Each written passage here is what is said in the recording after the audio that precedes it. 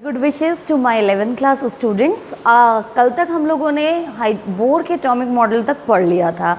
आज जो हम लोग पढ़ेंगे वो पढ़ेंगे बोर के एटॉमिक मॉडल का थोड़ा सा कुछ एक्सप्लेनेटरी फॉर्म में न्यूमेरिकल्स कैसे किए जाते हैं उसके, या जो वेव आती हैं जिनकी फ्रीक्वेंसी के फॉर्म में जो स्पेक्ट्रम में वेव्स निकल रही हैं वो कैलकुलेशन, और बोर के एटॉमिक स्ट्रक्चर की जो एनर्जी लेवल्स हैं उनकी एनर्जीज़ का क्या रिलेशन है।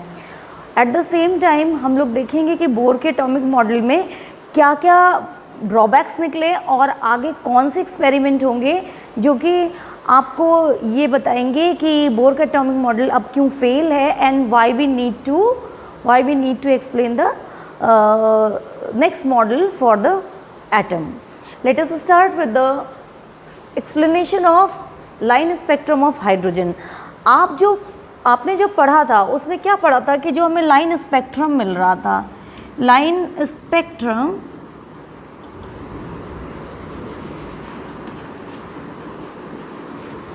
ये जो लाइन स्पेक्ट्रम था ये क्या था, कुछ फ्रीक्वेंसीज थी, इसमें कुछ फ्रीक्वेंसीज थी किसकी, इलेक्ट्रोमैग्नेटिक रेडिएशन की कुछ फ्रीक्वेंसीज थी। ये कहाँ से निकल रही थी, ये निकल रही थी एक्साइटेड सैंपल ऑफ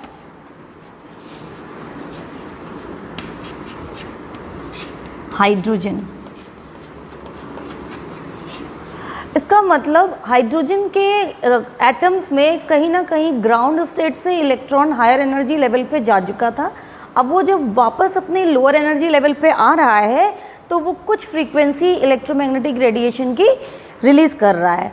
बोर ने पूरे एटॉमिक मॉडल में फिक्स कर दिया कि उनके एक हाइड्रोजन एटम के पर्टिकुलर एनर्जी लेवल्स क्या क्या हैं। तो अब ये भी पक्का होना ज़रूरी है कि जो ये रेडिएशन निकल रही है ये उन्हीं एनर्जी लेवल्स की एनर्जी का डिफरेंस है, क्योंकि अकॉर्डिंग टू बोर एनर्जी तभी रिलीज़ होती है जब इलेक्ट्रॉन हायर स्टेट से लोअर ग्राउंड स्टेट में वापस आता है। अब ये डिपेंड करता है कि किसी एटम में वो बिल्कुल फर्स्ट एनर्जी लेवल में आ जाता है कि सेकेंड एनर्जी लेवल तक ही पहुंचता है कि थर्ड एनर्जी लेवल पे पहुंचता है। तो this was actually the difference of energy of E final, that is orbit,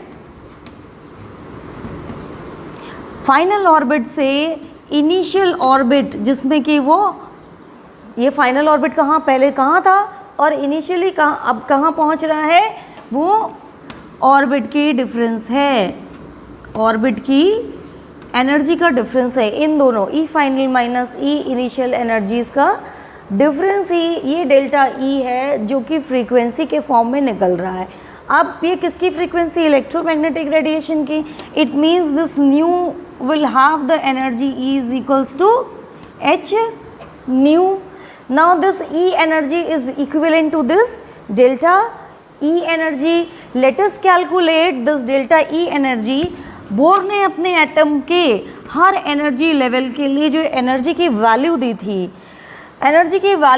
it was -2.18 into 10 to the power -18 joule का एक रिडबर्ग कांस्टेंट था, 1/n²।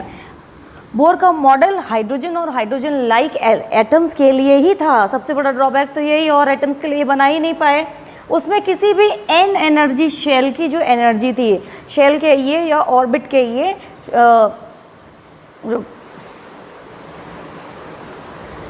तो क्या कहा, शेल कहिए चाहे ऑर्बिट कहिए, या हम एक और चीज़ कह सकते हैं, दैट इज़ द प्रिंसिपल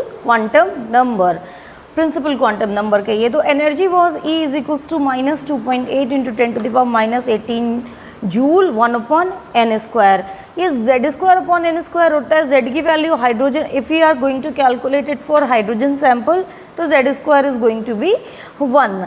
अब देखते हैं कि let the energy of the final shell ये है आपकी एनर्जीज। ये कहाँ से निकल रहा है, मान लीजिए ये आपका न्यूक्लियस था, ये फर्स्ट एनर्जी शेल, ये सेकेंड एनर्जी शेल, ये थर्ड एनर्जी शेल, ये फोर्थ एनर्जी शेल। अब इलेक्ट्रॉन कौन से लेवल से कहाँ आ रहा है, तो ये इनिशियल एनर्जी है and this is the final energy. क्योंकि नेगेटिव में एनर्जीज होती हैं और ये zero, when electron is free the energy is zero. जैसे जैसे ये न्यूक्लियस की तरफ अट्रैक्ट होते हुए लोअर शेल्स में आता है, एनर्जी लिबरेट होती जाती है, इसकी एनर्जी नेगेटिव होती जाती है, less negative, more negative, more negative and more negative. More negative means it's the first shell will have the lower energy and second will have higher and third will have higher and the fourth will have higher. तो ये final की energy minus initial shell की energy होगा.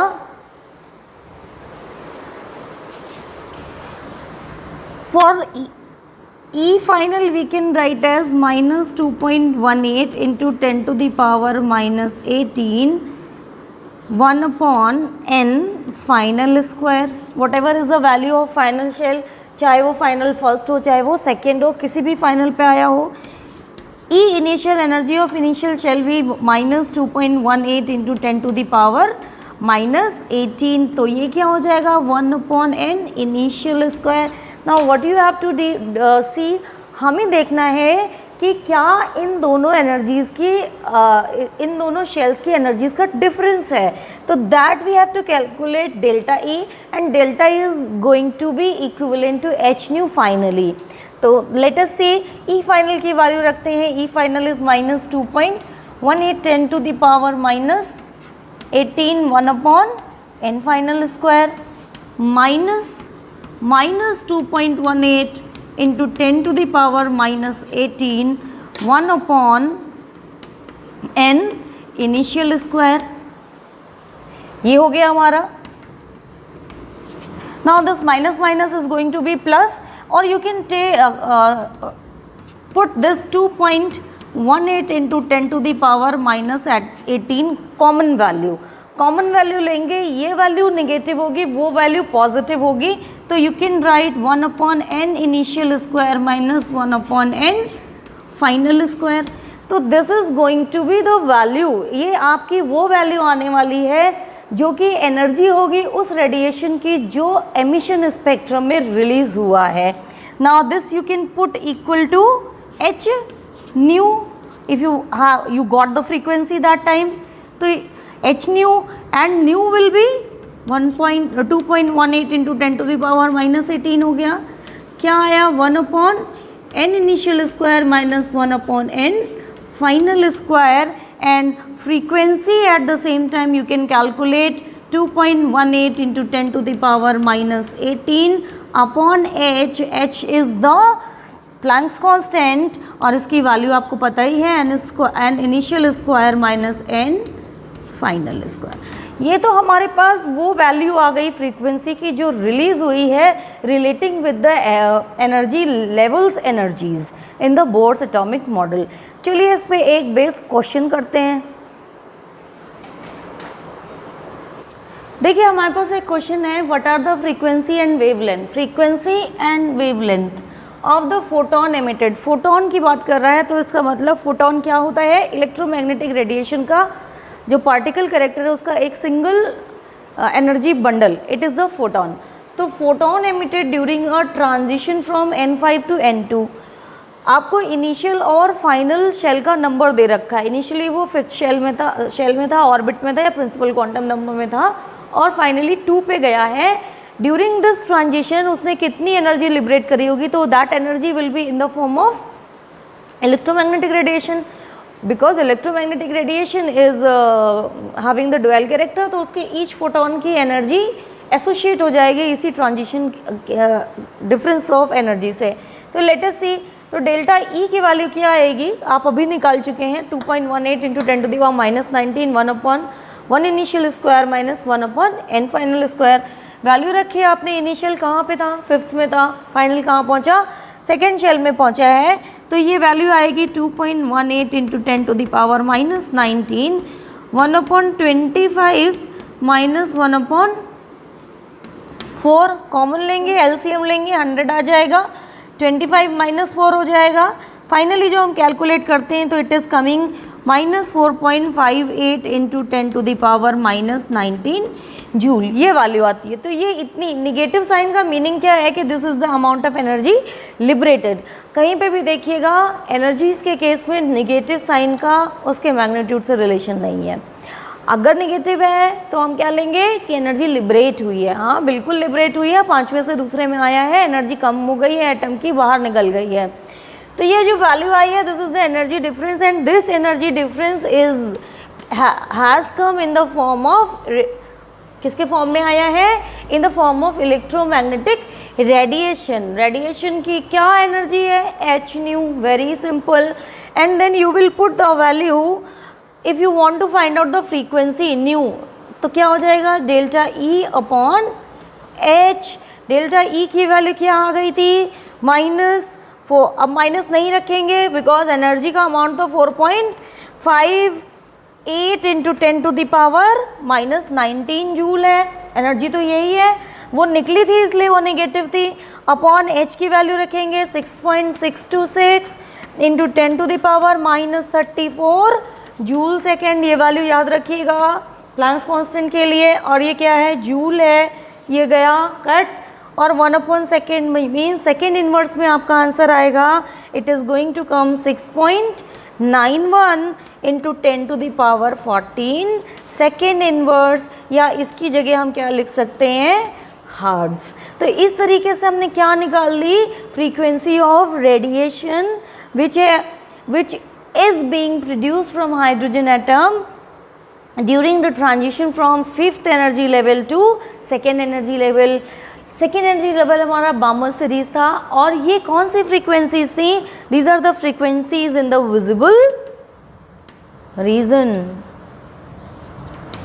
तो बिल्कुल satisfy कर रहा है, जो भी निकाल के लाए आप फ्रीक्वेंसी, वो विजिबल रीजन में ही आ रही है। Now frequency, you know that frequency is equals to C by lambda, C by lambda। So in place of frequency you can put C by lambda, ये निकाल रख सकते हैं।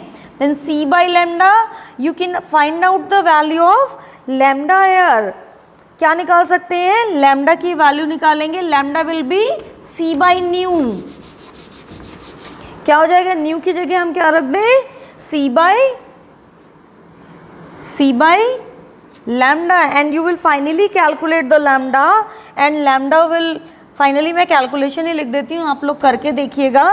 It is going to come 434 nanometer, और visible region में lambda की value 400 nanometer से 700 nanometre की रेंज में होती है। तो इस तरह के कोई भी क्वेश्चन आपसे पूछे जा सकते हैं बोर एटॉमिक मॉडल पे। बोर का एटॉमिक मॉडल गलत नहीं है, बिल्कुल सही है। एनर्जी कैलकुलेशंस बिल्कुल सही हैं, एनर्जी लेवल्स की कैलकुलेशन बहुत सही हैं, वो आगे भी कंटिन्यूड रहेंगी, मगर उसमें कुछ ड्रॉबैक्स हैं। चलिए उन ड्रॉबैक्स को देखते हैं और अगले लेवल पे पहुंचते हैं for our new model, that is the quantum mechanical model of atom. अब हम देखेंगे कि बोर के मॉडल में क्या प्रॉब्लम्स आ गई जो हमें नए मॉडल को एक्सप्लेन करने की ज़रूरत पड़ी। तो फिर अभी क्या, अभी तो सब कुछ सही चल रहा था, बहुत बढ़िया कैलकुलेशन हो गया था, तो अभी क्या प्रॉब्लम आई, एक प्रॉब्लम तो चल रही थी कि हाँ बोर ने एक इलेक्ट्रॉन वाले एटम के लिए तो मॉडल बना दिया भाई, है ना।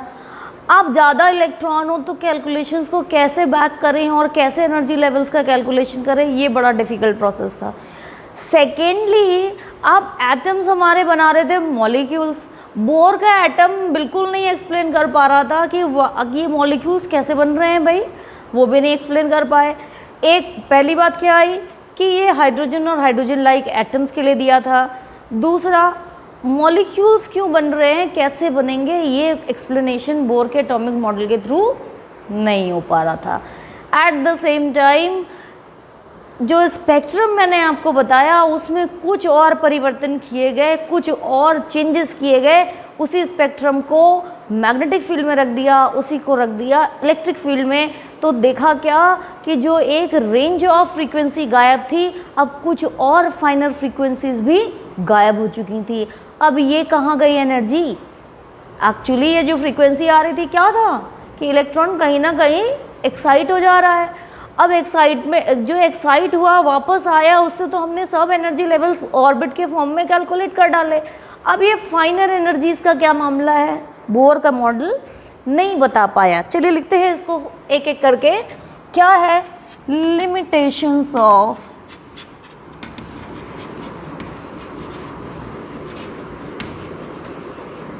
बोर्स एटॉमिक मॉडल, बोर्स के एटॉमिक मॉडल की लिमिटेशंस। पहला, it was only for hydrogen और लाइक एटम्स, हाइड्रोजन और उसके जैसे एटम्स के लिए था, ठीक है। दूसरा, could not explain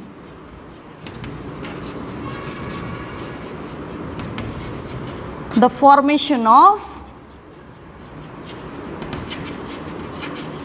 molecules, molecules की फॉर्मेशन को भी ये एक्सप्लेन नहीं कर पाए। तीसरा, दो इफेक्ट आए, एक था ज़ीमैन इफेक्ट, क्या था, फाइनर lines, फाइनर frequency lines in emission spectrum, वही एमिशन स्पेक्ट्रम जो पहले नॉर्मली ले लिया गया था in presence of magnetic field।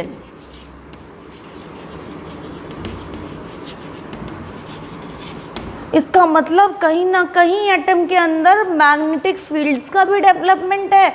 क्यों भाई, जब एक मैग्नेटिक फील्ड होगा और बाहर से लगाओगे तभी तो उसमें कुछ बदलाव आएगा। ये मैग्नेटिक असर भी था। और दूसरा था स्टार्क इफेक्ट, जो क्या था, फाइनर लाइंस इन प्रेजेंस ऑफ, पूरा यही बस क्या था, इलेक्ट्रिक फील्ड। इलेक्ट्रिक फील्ड की प्रेजेंस में भी कुछ नई फाइनर लाइंस आ गई। तो ये सब कुछ बोर का मॉडल अब एक्सप्लेन करने में कैपेबल नहीं था। मोरओवर उसी समय क्या हुआ, कुछ और एक्सपेरिमेंट्स हो गए। पहले निकाल चुके थे dual behaviour of electromagnetic radiation, अब पार्टिकल का ही ड्यूअल बिहेवियर आ गया। इन्होंने कहा कि जो पार्टिकल्स हैं अगर वो बहुत हाई स्पीड में मूव करते हैं तो वो सीधी लाइन में ना जाके वेव बनाते हुए चलते हैं। अब हमने क्या दिया था, इलेक्ट्रॉन को एक सीधे साधे ऑर्बिट में घुमा दिया था। अब जब इलेक्ट्रॉन मूव करेगा तो ये तो कहते हैं कि there will be a wave. Bohr के मॉडल में तो था क्या, ऑर्बिट। अगर इलेक्ट्रॉन एक वेव है तो वो सीधी लाइन में कैसे चल सकता है, यहाँ भी क्वेश्चन आ गया। तो let us see the two developments, one was the uncertainty principle and another was the dual behaviour of particle, जिसने कि बोर के मॉडल पे क्वेश्चन मार्क लगाया and later on lead to the development of modern model for the atom. Let us see. तो अब क्या हो गया, अब हमारे पास दो डेवलपमेंट्स आए, एक था ड्यूअल बिहेवियर ऑफ मैटर या पार्टिकल कह सकते हैं, और दूसरा है हाइजेनबर्ग्स अनसर्टेनिटी प्रिंसिपल। बोर ने तो अपने एटम में सब कुछ सेट कर दिया था कि हाँ इलेक्ट्रॉन की पर्टिकुलर एनर्जी के साथ पर्टिकुलर पोजीशन होगी, रेडियस वो न्यूक्लियस से इतने दूर होगा, सब सेट था। मगर जैसे ही ये दो डेवलपमेंट्स हुए वो सारी सेटिंग फेल हो गई।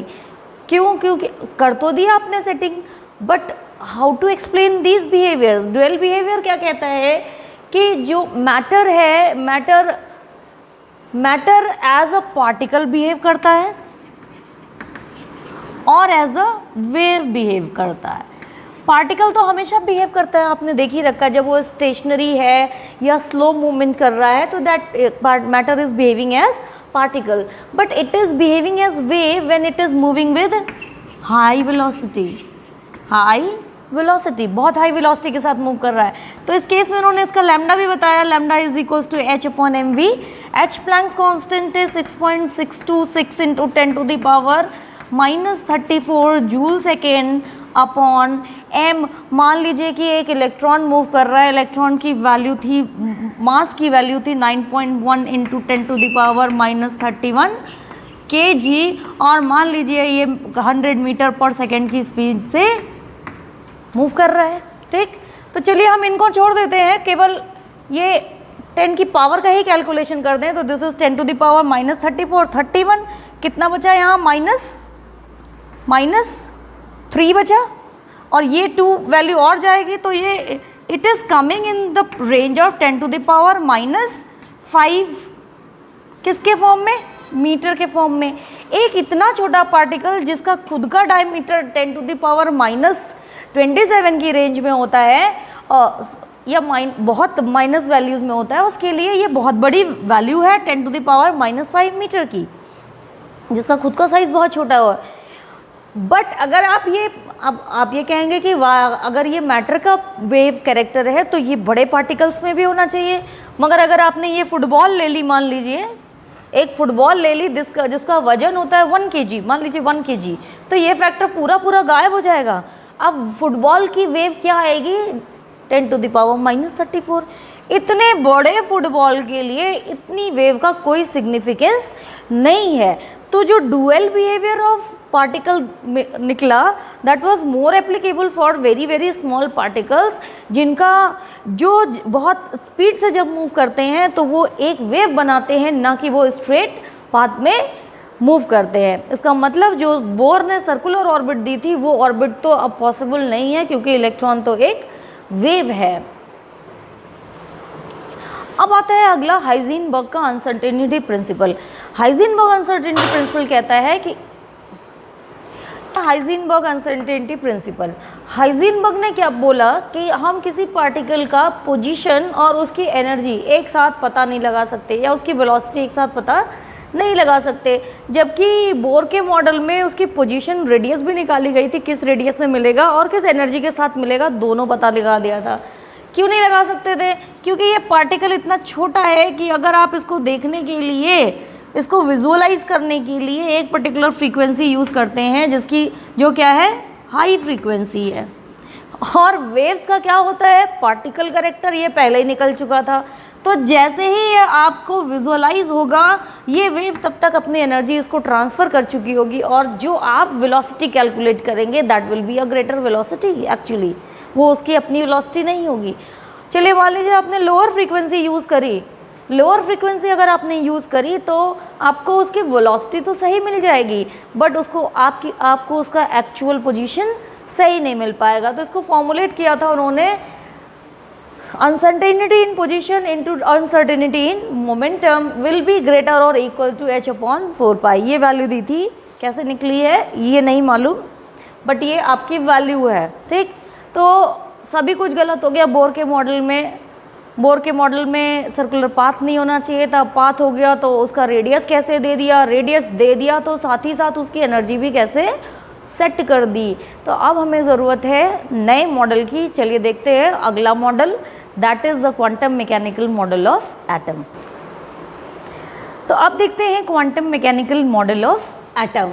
Quantum mechanical model of atom, electron का न्यूक्लियस के अंदर तो प्रोटॉन और न्यूट्रॉन फिक्स हो चुके थे। इलेक्ट्रॉन की पोजीशन बताएगा कि न्यूक्लियस के अराउंड इलेक्ट्रॉन कहाँ कहाँ रहेगा। जो एनर्जी की कैलकुलेशंस थी बोर के एटॉमिक मॉडल में वो सही थी बट इनकम्प्लीट थी। क्यों? क्योंकि कुछ फाइनल फ्रीक्वेंसीज को बोर ने बताया नहीं था। ये जो अब मालूम है हमें कि अब वो जो फ्रीक्वेंसी निकल के आ रही है उससे मालूम है कि इस एनर्जी के गैप के आपके एनर्जी ऑर्बिटल्स या एनर्जी की पोजीशंस पॉसिबल हैं एटम के अंदर।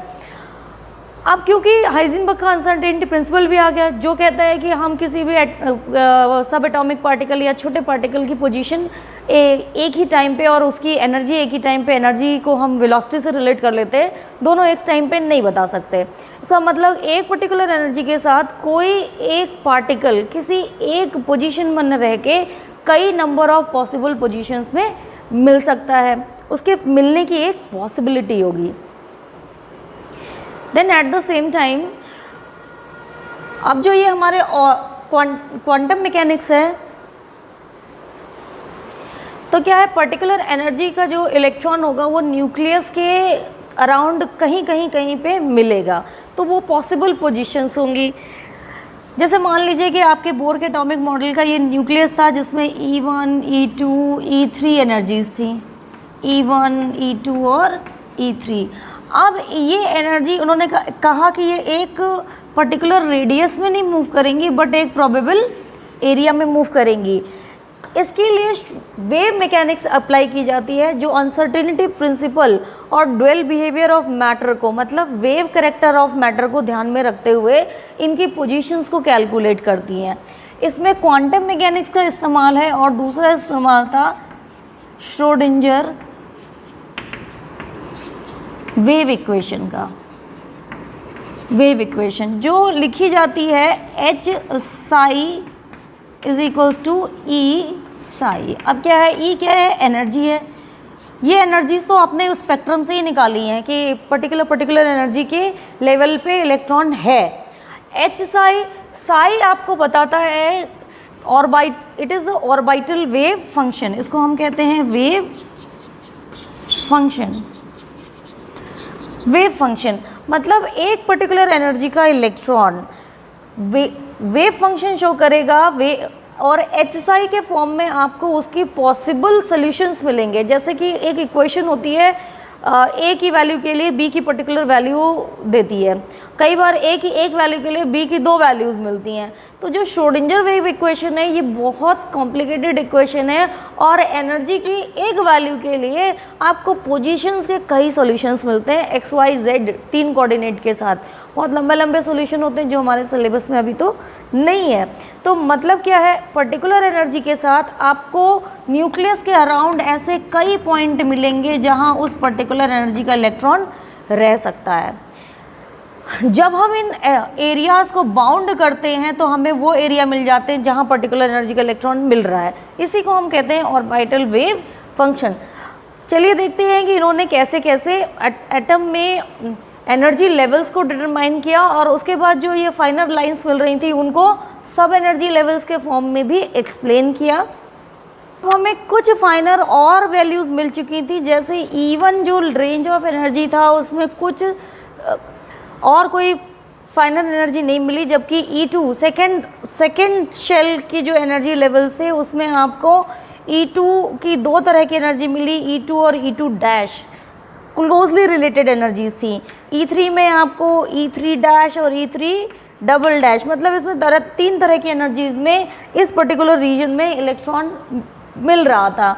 तो फाइनली जो हमारा क्वांटम मैकेनिकल मॉडल निकल के आया वो क्या, वो ध्यान से सुनना, वो क्या बताएगा, एक पर्टिकुलर एनर्जी, ये वहीं से आई है स्पेक्ट्रम से, एक पर्टिकुलर एनर्जी का इलेक्ट्रॉन न्यूक्लियस के अराउंड कहाँ कहाँ मिलेगा।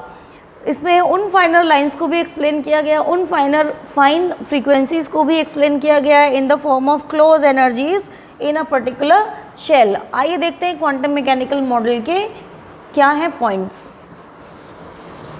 कर दिया ना पूरा। चलिए देखिए quantum mechanical model of atom के पॉइंट्स क्या कह रहा है। एनर्जी क्वांटाइज्ड है इलेक्ट्रॉन्स के एटम के अंदर, वो बाकी सारा तो पहले ही सबको ही दे चुका है, रदरफोर्ड ने न्यूक्लियस दे दिया है, ऑर्बिट्स आ चुके हैं बोर के मॉडल से। अब energy of electrons in these orbits are quantized, बिल्कुल सही है। क्वांटाइज्ड एनर्जी लेवल्स जो हैं वो एनर्जी लेवल्स अब कौन से लेवल्स हैं जो कि वेव नेचर ऑफ इलेक्ट्रॉन से डेवलप हुए हैं, ना कि स्पेक्ट्रम के कैलकुलेशन से निकले हैं डायरेक्ट।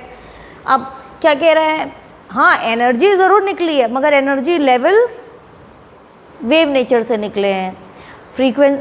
एनर्जी का डिफरेंस से आपकी एनर्जीज आ गई, मगर क्या था ना, ये जो दो ऑर्बिट्स की एनर्जी का डिफरेंस था वही आपकी फ्रीक्वेंसी के फॉर्म में निकल रहा था और इसी फ्रीक्वेंसी से आपने ये एनर्जी और ये एनर्जीज कैलकुलेट करी थी बोर के एटॉमिक मॉडल में। मगर अब ये पर्टिकुलर एनर्जी का एक इलेक्ट्रॉन है तो अब ऑर्बिट क्या है, सर्कुलर ना होके कुछ वेव फॉर्म का है और वो ये जो ऑर्बिट्स हैं they are developed due to the wave nature of electron. Now both exact position, अब इस ऑर्बिट में इलेक्ट्रॉन की एग्जैक्ट पोजीशन और वेलोसिटी एक साथ नहीं निकाली जा सकती। पोजीशन नहीं निकाली जा सकती मगर पॉसिबिलिटी निकाली जा सकती है कि कौन कौन से पोजीशन में एक पर्टिकुलर एनर्जी का इलेक्ट्रॉन मिलेगा। उस पॉसिबिलिटी को निकालते हैं साई से, जिसे कहते हैं वेव फंक्शन। कहाँ से आया, श्रोडिंजर वेव इक्वेशन से, उसके सॉल्यूशन से कोई मतलब नहीं। मतलब क्या है, ये पॉसिबिलिटी ऑफ फाइंडिंग इलेक्ट्रॉन।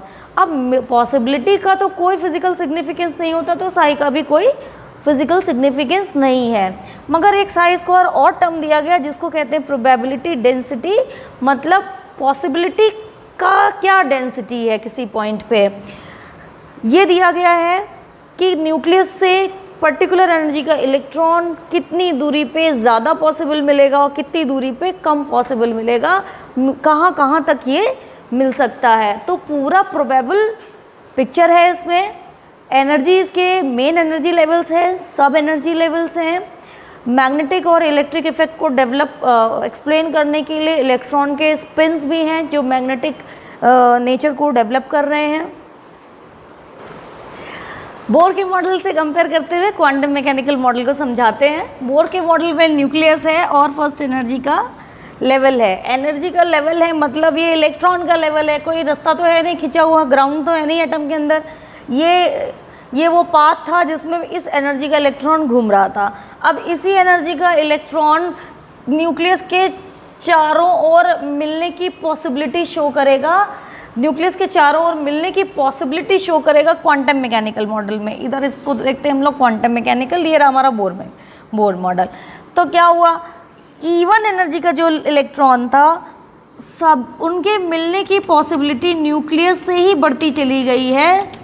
किसी एक पर्टिकुलर रीजन में ये बहुत ज़्यादा हाई है और इसके चारों ओर न्यूक्लियस के सभी 3 डायमेंशनल डायरेक्शंस में इक्वली इसकी मिलने की पॉसिबिलिटी है up to certain distance from the nucleus.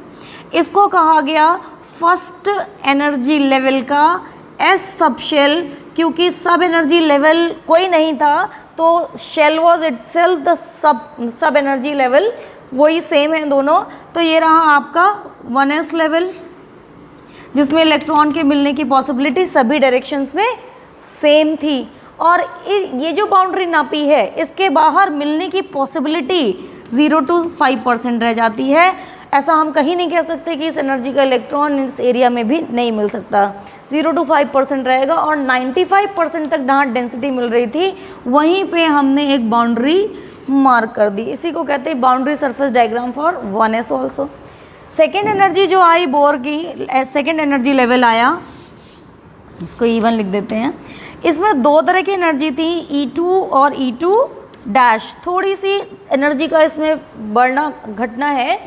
तो जो सेकेंड, इसको अलग से ड्रॉ कर रहे हैं, वैसे होता सब इसी में है। सेकेंड एनर्जी लेवल के भी इलेक्ट्रॉन की मिलने की पॉसिबिलिटी न्यूक्लियस से ही स्टार्ट हो जाती है। सभी डायरेक्शंस में बराबर मिल रही है possibility for lesser energy electron, E2 level का इलेक्ट्रॉन। तो ये जो मिला ये स्फेरिकल मिला, इसके मिलने की पॉसिबिलिटी सभी डायरेक्शंस में थी। न्यूक्लियस से जब जा रहे थे तो एक एरिया ऐसा भी आया जहाँ पे इसकी मिलने की पॉसिबिलिटी 0 रही। इसको कहते हैं सेकेंड शेल का नोड, सेकेंड शेल के एस सब शेल का नोड। अदरवाइज ये न्यूक्लियस से मिलने की पॉसिबिलिटी है। इस जो 2s एनर्जी लेवल के इलेक्ट्रॉन्स की जो मिलने की पॉसिबिलिटी थी, बट ऑब्वियस जो यहाँ पे इलेक्ट्रॉन जो रेडियस आपने फिक्स करी थी ऑर्बिट की, उसी एरिया में ज़्यादा थी। मगर क्योंकि वेव कैरेक्टर है तो यहाँ भी मिल सकता था, यहाँ भी मिल सकता था।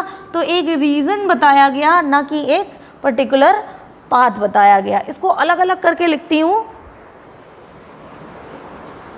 देखते हैं अलग अलग देखेंगे। मगर बच्चों ये ध्यान दीजिएगा कि जहाँ वो न्यूक्लियस है तो वो सब एक दूसरे पे ओवरलैपिंग होते हैं, क्योंकि एक ही एटम के ये फर्स्ट, सेकेंड और थर्ड मेन एनर्जी लेवल्स हैं। इन्हीं को प्रिंसिपल क्वांटम नंबर n से लिखा जाता है, मेन एनर्जी लेवल है। उसके अंदर के ये सब एनर्जी लेवल्स हैं जो कि फाइनल फ्रीक्वेंसी से निकल के आए थे। और इनके इस एनर्जी लेवल का इलेक्ट्रॉन कहाँ कहाँ मिलेगा वो ड्रॉ किया गया न्यूक्लियस के चारों ओर area by the solution of Schrodinger wave equation. तो पहला हम 1s का बता रहे हैं। 1s न्यूक्लियस के चारों ओर मिलने की पॉसिबिलिटी बिल्कुल बराबर, और एक डिस्टेंस पे आके इसके बियॉन्ड सिर्फ 0 to 5 रह जाती है, यहाँ तक 95% रहती है। तो यही हमने इसका डिस्टेंस मार्क कर दिया। सेकेंड शेल में 2 तरह के मिले। एक तो आपका मिला जिसमें न्यूक्लियस से इस डिस्टेंस से आगे पहुँचेंगे तो एक एरिया मिल रहा है जहाँ बिल्कुल 0 हो जा रही है, मगर फिर बढ़ रही है, 95% तक बढ़ती है। और ये रहा 1s, ये रहा आपका 2s, ठीक। और इसके बियॉन्ड अब घटी तो कभी नहीं बढ़ेगी, 0 to 5% ही रहेगी। तो ये इसमें एक नोड है, कई एनर्जी इलेक्ट्रॉन्स कुछ पर्टिकुलर 3 डायमेंशनल एरिया में बिल्कुल ही नहीं मिल रहे, वही नोड कहलाता है। 2s का इलेक्ट्रॉन न्यूक्लियस के सर्टेन डिस्टेंस पे जाके कहीं बिल्कुल भी नहीं मिल रहा 0%, उसके बाद फिर बढ़ रही है पॉसिबिलिटी। तो ये पॉसिबिलिटी को ये डॉट से दिखाते हैं, पॉसिबिलिटी डेंसिटी डेंसर डॉट्स हैं।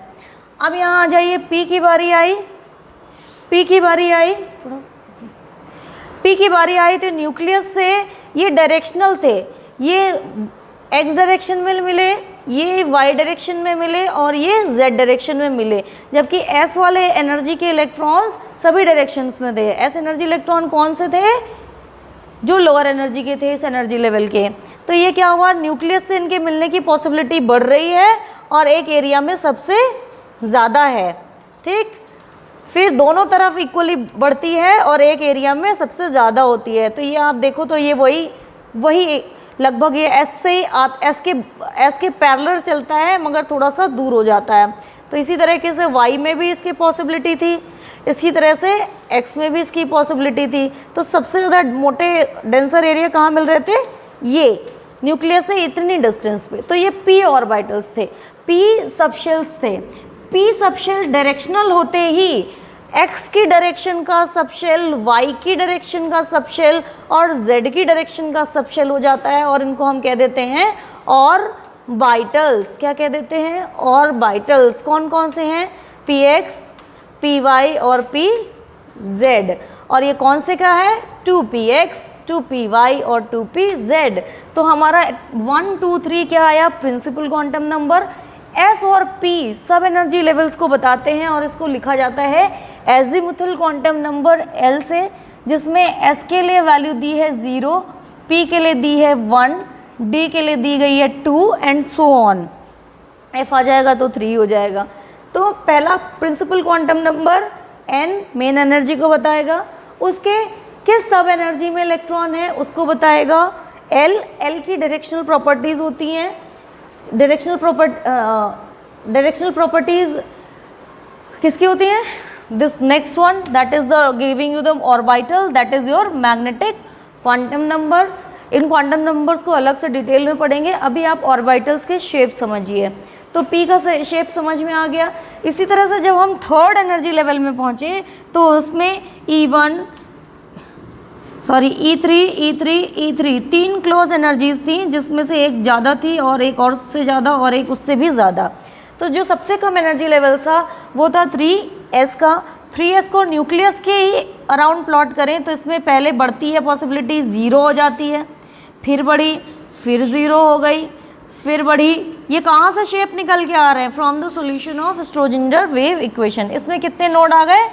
2 नोड्स आए, इसमें 2 नोड्स आए न्यूक्लियस के अराउंड। ये 3s है। 3p भी बिल्कुल 2p जैसा है, बस उसके डिस्टेंस क्या होगी? 2p से 3p साइज में बड़े होंगे।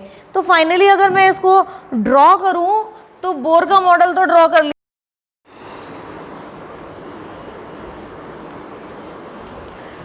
तो इसको कंटिन्यू करते हैं हम लोग। तो अगर हम इसमें पिक्चर ड्रॉ करना चालू करें तो ये रहा न्यूक्लियस, ये रहा इसका 1s जो कि एक प्रोबेबल डेंसिटी टाइप से होगा।